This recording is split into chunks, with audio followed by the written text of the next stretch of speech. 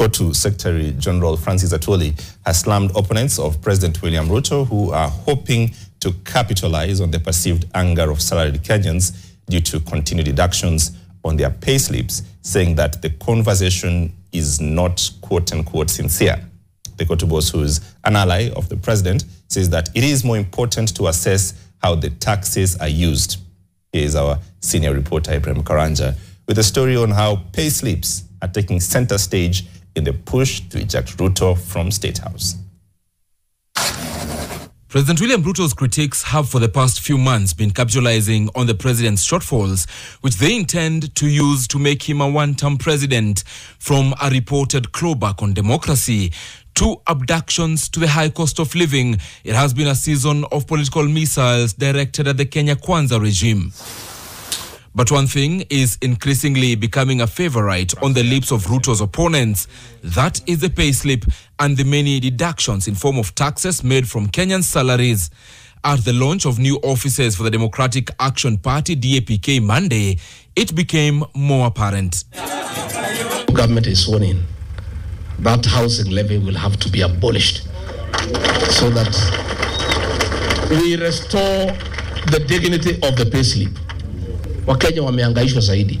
Na nimeona mpaka yule mkubwa ya wafanyikazi amekuwa ameingia kwa hiyo praise and worship team. Watu nakazwa mambo ya NSSF, mambo ya haongei. Kazi yake ni praise and worship. He's not pro workers. We know him and we will fight him. We will fight him. I will make sure we fight him. COTU boss Francis Atwoli now says that those advancing the narrative are doing so out of malice. Because who started this issue of payslip? Who brought housing? Who brought SHA? Who increased taxation in this country? And who? Who was his deputy? Regarding, why was he not talking at that time? The past 2 years have seen an increase in deductions on Kenyans' payslip, from the housing levy, which is 1.5%, to the new national health insurance amounting to 2.75%, and the continued increase of NSSF set to increase next month. The interrogation that you need to interrogate government on pay slips and so on, is it that money going to the intended projects? Taxation is everywhere in the world. It's only Kenyans who have been avoiding taxation, evading. Even sometimes the money that we are deducted don't reach Kenya Revenue Authority. So issues of saying convincing workers, it will depend which workers. According to the COTU boss, those hoping that the 3.2 million Kenyans in salaried employment will throw Ruto under the bus are in a dreamland. Ruto's opponents, however, believe that his goose is cooked by those very payslip holders. Wacha tuseme tuko na kibarua ya kungoa hii jamaa. That is the first objective. Let us consolidate our votes, consolidate. Uzuri, payslip holders are 3 million. Na every payslip holder has a minimum influence of 2 people. Those are 9 million people who have a personal issue with William Ruto. Kenya's politics is not issue-based, and I want you to put it down. Ethnicity in our country plays a very strong role.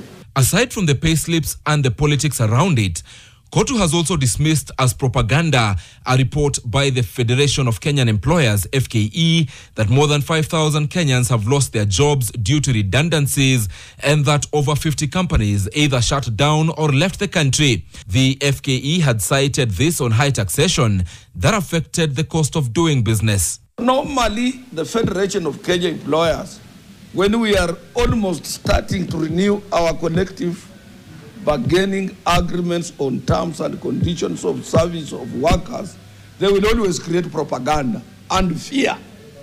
So that when we reach in the boardroom, we start negotiating, they will say, you see, 50 companies, there have been redundancies of 7,000. 7,000 people, unions will make noise, even if it is not Atwoli.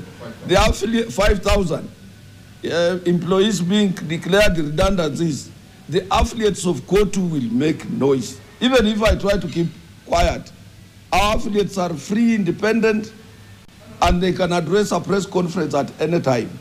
The politics of the payslip will surely dominate political podiums, even as the President William Ruto government seeks to set a new finance bill 2025 to finance the country's expenditure. Ibrahim Karanja, NTV.